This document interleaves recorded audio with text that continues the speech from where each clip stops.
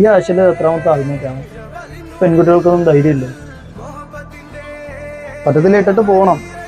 അതായത് ഈ മരിക്കാൻ കാണിക്കുന്നതിന്റെ ശകലം ധൈര്യം പോരെ ജീവിച്ച് കാണിക്കാനായിട്ട്. എത്ര വാർത്തയാ വരുന്നത്? അപ്പോഴും നീ പറയുന്നത് പെൺകുട്ടികളുടെ ഭാഗത്തെ കുറ്റമാണ്. ഇന്നത്തെ കാലത്ത് ഒരു പെൺകുട്ടി ജനിച്ച ഭാരമായിട്ടാണ് പല വീട്ടുകാരും കാണുന്നത്. പിന്നെ ഒരു ജോലി നേടുന്നുള്ള വിദ്യാഭ്യാസം നേടുന്നതിന് മുമ്പ് അത് കെട്ടിച്ചില്ല. പിന്നെ അവരെങ്ങനെ സ്വന്തം കാലം നിൽക്കുന്നത് നീ പറയുന്നത്?